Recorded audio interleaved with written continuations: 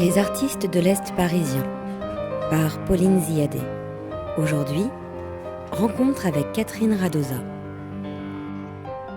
Bonjour à tous, nous sommes aujourd'hui en compagnie de Catherine Radosa. Catherine Radosa qui a été en résidence toute cette année à la Maison populaire de Montreuil dans le cadre du programme Actes de langage proposé par Simona Dvorak et Tadeo Cohen. Catherine, qui êtes-vous ? Bonjour à tous. Je m'appelle donc Catherine Radosa, je suis artiste plasticienne et cinéaste. Je suis franco-tchèque et cette année, je me suis retrouvée en résidence à la Maison populaire, qui est à la fois un centre d'art et à la fois un lieu d'éducation artistique professionnelle et amateur. Et avec les curateurs, curatrices Simona Dvorak et Tadeo Cohen, j'ai eu donc la chance de partager cette année dans ce cadre qui permet en fait d'avoir une année de recherche et de création. Alors comment êtes-vous intervenue dans le cadre de cette résidence ? La résidence se déploie pour moi sur une année. Je travaille avec des lieux, avec leur histoire et leurs habitants. Et donc, en première phase, j'étais en découverte de Montreuil, mais que je connaissais déjà assez bien, notamment pour son beau et riche réseau de lieux associatifs. Mais j'avais encore beaucoup de choses à découvrir. Et j'avais évidemment aussi tout le bagage de travaux, de pièces, de films précédentes que j'ai faites et de sujets qui me préoccupent particulièrement en ces temps. Découverte de la ville, de ses territoires, du public de la Maison populaire et de ce lieu spécifiquement. Tout à fait, et donc d'une manière très ouverte et en pouvant travailler en ayant une ressource très précieuse auprès de l'équipe de la Maison Pop qui connaît évidemment très bien son territoire, l'environnement et beaucoup d'acteurs, d'actrices qui font diverses choses sur ce territoire. Moi, le projet finalement que j'ai décidé de développer dans ce cadre est une continuation de projets précédents qui sont des projets qui travaillent à partir des mots qui composent la devise française, qui sont des mots éparpillés dans l'espace public. Vous aviez déjà travaillé autour de l'égalité, fraternité, liberté, auparavant, c'est ça ? Autour de mots égalité, liberté, et donc en effet, pour compléter le triptyque, il restait ce mot fraternité.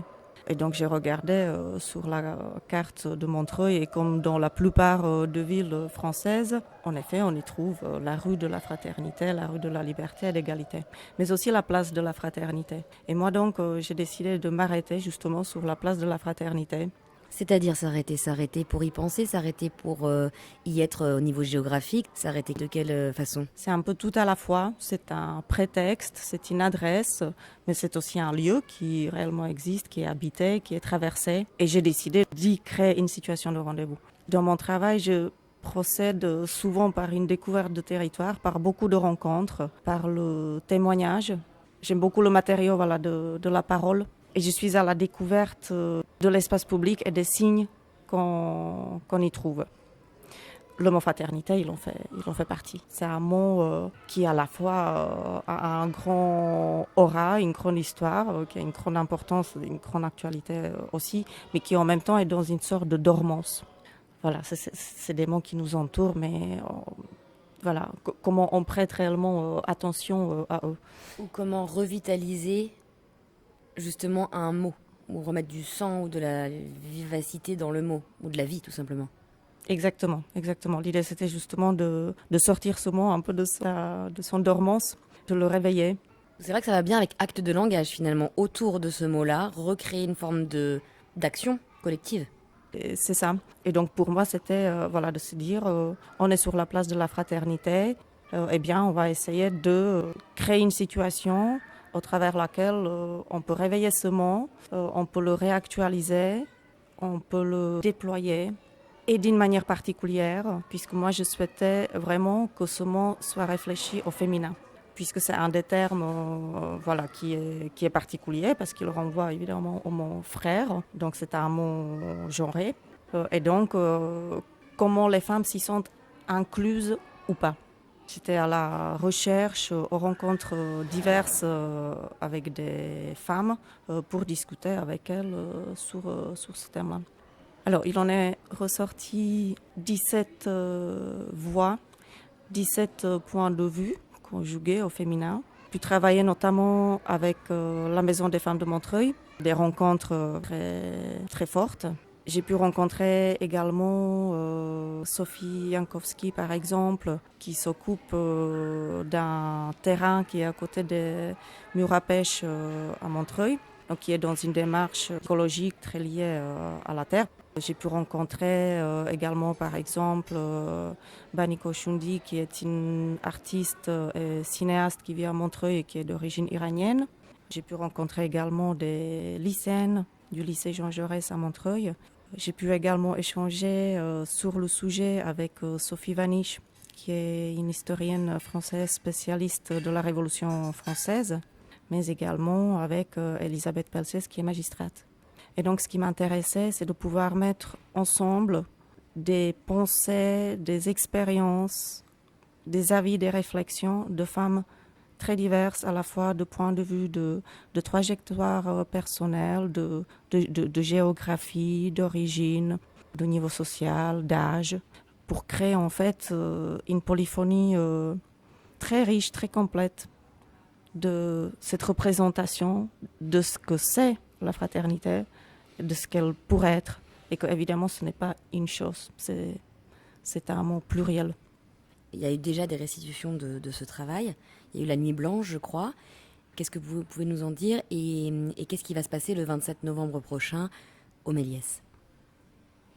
Moi, j'aime souvent de créer des projets qui construisent des formes, des moments et des situations différentes. Ce projet-là, il commence par les rencontres avec différentes femmes.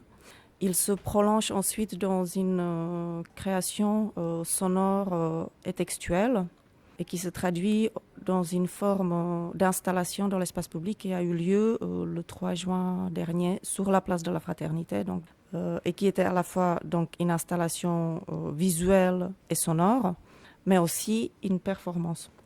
L'idée, c'était de proposer à toutes les personnes qui étaient invitées sur l'événement, mais aussi qui passaient là, parce que on est dans l'espace public. Donc, l'idée, c'est justement que tout le monde puisse se joindre à la situation. Et donc, l'idée, c'était en fait de s'emparer des banderoles, de 10 grandes banderoles, avec des textes à la fois que j'ai écrits, avec des extraits des entretiens avec les 17 femmes que j'ai pu réaliser, et des mots assez forts qui en ressortaient, des alternatives, des synonymes de ce mot fraternité. Et donc la proposition était de porter collectivement ces banderoles dans un parcours symbolique en partant de la place de la Fraternité, par la rue de la Fraternité, la rue de la Liberté, de l'Égalité et la rue de l'Avenir. Et en revenant de retour sur la place de la Fraternité, nous avons pu collectivement accrocher l'exposition. Voilà, donc ces banderoles qui étaient horizontales deviennent verticales et deviennent un peu des sortes de pages de livres qui se déploient dans l'espace public. Et en même temps, il y avait un dispositif sonore, des sortes d'arrosoirs mis à l'envers qui diffusaient la pièce sonore composée de ces paroles de 17 femmes, qui est aussi ponctuée, enrichie par une création musicale pour cette pièce. Donc c'est le moment d'exposition dans l'espace public et de performance collective. Et il se trouve que cet événement donc, a été filmé et devient ensuite a posteriori un film qui va être donc présenté le 27 novembre ici à Méliès. Il retrace la manière dont ça s'est passé cette année en résidence ou quelque part c'est encore un nouvel objet? Pour moi c'est un nouvel objet en effet. Il permet de construire une situation d'écoute encore différente. Et aussi de partager ce moment de ce mouvement, de cette situation, à la fois de cette place de la Fraternité et de la façon dont on a pu l'habiter, l'activer le 3 juin. Donc il ne s'agit pas juste de transcrire cet événement, mais plutôt de se saisir de cette situation et des images que cette situation a permis pour les transposer encore ailleurs, sachant que le film est enrichi aussi par d'autres images que j'ai filmées a posteriori et aussi de l'animation. Le film décolle d'une situation documentaire, ça va au-delà. Nous engageons tous les auditeurs à venir le 27 novembre découvrir votre film Rue de la Fraternité.e. Catherine Radosa, merci beaucoup. Merci beaucoup à vous et au plaisir de vous voir. C'était Les artistes de l'Est parisien par Pauline Ziadé. Aujourd'hui, rencontre avec Catherine Radosa.